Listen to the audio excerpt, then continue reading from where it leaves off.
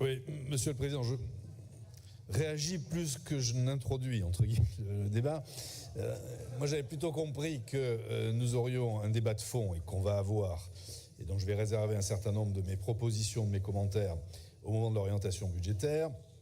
Mais dès lors que d'autres groupes constitués prennent la parole pour avoir une vision plus panoramique et plus large des propos, m'incite à rebondir dessus. Bon. Il y a la question de la LGV qui a été abordée tout à l'heure. Moi, je vous rejoins à 100%, Monsieur le Président, sur le fond. On soutient la LGV, on le redit.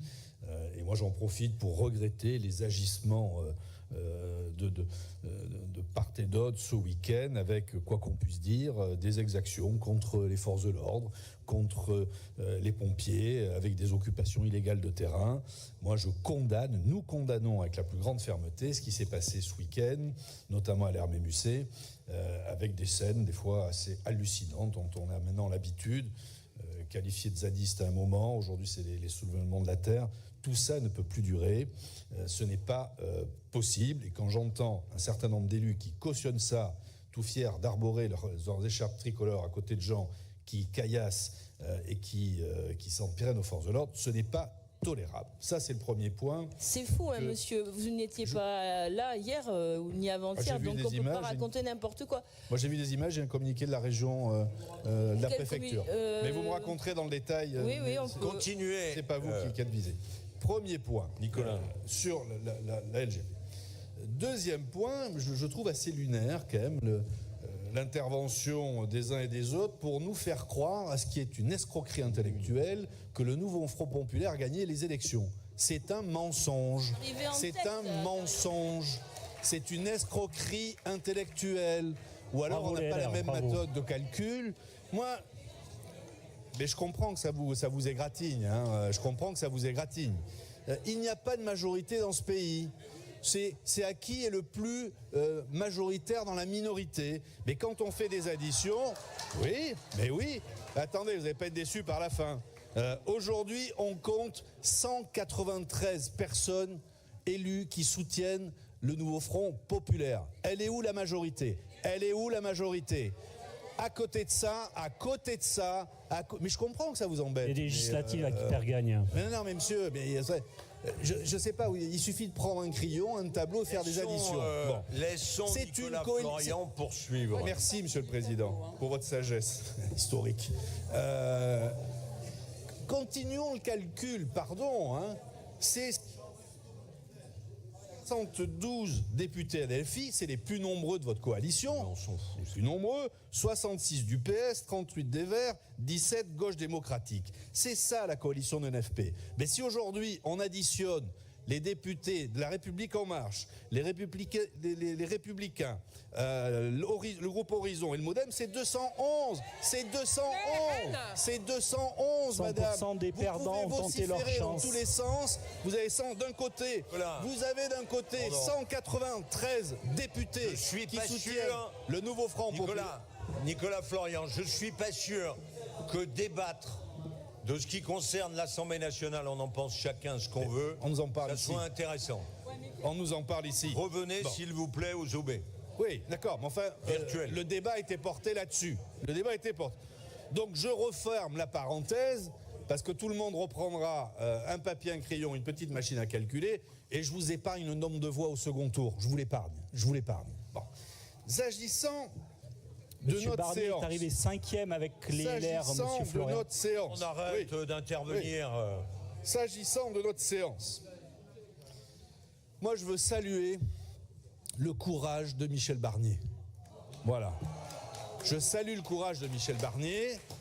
Fallait oser. Non, mais pardon, il joue les pompiers de service. La France découvre depuis quelque temps que ce pays est ruiné, qu'on n'a plus aucune marge de manœuvre et qu'il faut prendre des décisions. Bien sûr, comme vous, Président, et comme la plupart des élus locaux, on aurait préféré que la potion soit moins amère et moins sévère s'agissant des collectivités locales et territoriales. Et notamment, pourquoi en cibler plus que d'autres? C'est le débat que nous aurons s'agissant de notre périmètre le moment venu, tout à l'heure en tout cas au moment du budget. Donc nous regrettons bien évidemment les décisions qui sont prises. Mais n'oubliez pas deux choses. La première, c'est structurel depuis plus de 10 ans, ce pays fabrique de la dette sans aucun état d'âme. Hein. Notre pays est aujourd'hui en situation de cessation de paiement. Comment pouvons-nous imaginer un budget, contrairement aux collectivités, qui puisse être en déficit actuellement? C'est pas possible. Il faut que ça s'arrête. Bien sûr que l'effort qui est demandé aux collectivités, on le regrette, on va participer au débat, et il y aura un débat parlementaire. Et à un moment ou un autre, j'imagine aussi qu'il y aura un débat avec les grandes associations d'élus locaux. Mais comment on en est arrivé là? C'est la question qu'il faut se poser. Comment on en est arrivé là?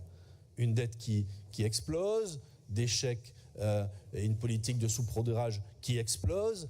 Et aujourd'hui, on assiste, s'agissant de nos collectivités, à une perte d'autonomie financière et une perte d'autonomie fiscale. C'est ça le vrai sujet. Et vous l'avez abordé, Monsieur le Président, pour les pistes à imaginer pour l'avenir, il faut remettre au centre du débat quelle est l'autonomie financière, quelle est l'autonomie fiscale des collectivités, la nôtre comme d'autres, et qui par ailleurs, auxquels on ne cesse d'ajouter des transferts de compétences qu'on ne finance pas à proportion de ce qu'on nous transfère et où on perd de l'argent à chaque fois en termes de dotation. S'agissant du choc que l'on subit aujourd'hui, parce qu'on va bien parler de ça, je veux dire, il ne faut pas avoir de sensibilité de la mémoire là-dessus, parce que je me souviens d'une époque, pas si lointaine, où le résultat de la baisse des dotations aux collectivités, c'est moins 11 milliards d'euros en stock entre 2014 et 2017 et moins 27 milliards en flux. La réalité, elle est là. Et à l'époque, je n'ai pas souvenir de quelques responsables politiques plutôt situés dans ces bancs de l'hémicycle venant se mettre en grève de la faim face aux annonces des gouvernements successifs de l'époque sur notamment la baisse de la DGF. Donc pour l'avenir, on se rejoint entre nous. Quelles sont les mesures à prendre pour notre territoire?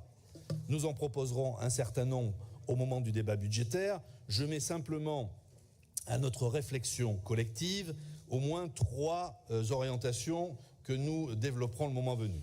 D'abord, Monsieur le Président, nous vous proposons que vous mettiez à l'agenda une rencontre, une conférence interrégionale avec nos régions les plus proches. Je pense à Occitanie et je pense à Rhône-Alpes-Auvergne, pour qu'il y ait d'une part un partage de diagnostic sur la situation existante et celle qui va découler des annonces gouvernementales. Imaginez aussi une mutualisation d'un certain nombre de politiques publiques, de soutien aux politiques publiques, quoi qu'il en soit, de confondre avec eux et créer un partenariat au moins sur ces 3 régions. On a parlé tout à l'heure de la LGV, ça peut être aussi d'autres avec Rhône-Alpes-Côte d'Azur, pas Côte d'Azur, Auvergne-Rhône-Alpes. Voilà. Ça, on vous propose dès maintenant de provoquer cette conférence, cette rencontre, et vous pourriez en être l'instigateur. S'agissant de nos propres contingences locales, bien sûr qu'il y a des décisions que l'on subit au niveau national. Nous avons des décisions que l'on subit depuis de nombreuses années au sein même de cet hémicycle. Pardon de le dire comme ça. On n'a pas pris la mesure en 2015 de la fusion des régions. Ce qui au départ était présenté comme une source d'économie n'a pas été une source d'économie. Comment on répond à ça? Il y a sûrement des projets qu'il faut revoir. Et ça sera imposé aujourd'hui, mais il faut l'accompagner, en tout cas se l'approprier. Nous avons 2 pistes, en tout cas sur la méthode, à vous soumettre. Un véritable comité d'investissement transpartisan, où on évalue quels sont nos moyens, nos besoins et quelle est la hiérarchie qu'on donne à tout ça. On fera des propositions très concrètes, on vous reparlera de Pau-Canfranc, pardon de vous le rappeler, mais ça on le dira plus tard. Quelles sont la hiérarchie que l'on applique à tout ça? Et deuxième instance ou méthode que nous pourrions mettre en œuvre, pourquoi pas sous l'autorité du président ou de son représentant, un véritable comité d'engagement. Il y a 2 façons d'appréhender les chiffres que vous nous livrez, que je ne conteste pas, mais enfin j'ai du mal à m'y retrouver, entre vos 120 millions et les 69 déjà énumérés. Surtout vous y incluez dedans des décisions qui dépassent le soutien aux collectivités. À ce moment-là, il fallait inclure l'an dernier le point d'indice qui a augmenté, toutes les cotisations qui ont été augmentées. Là, on parle d'autre chose. Donc moi, je n'ai pas encore en tête, quand on additionne la TVA, le FCTVA, les cotisations retraite, pourquoi pas, et tout le reste. Donc ça, il faudra le stabiliser entre nous. Et s'agissant de toutes ces dépenses, mais pourquoi pas un comité d'engagement?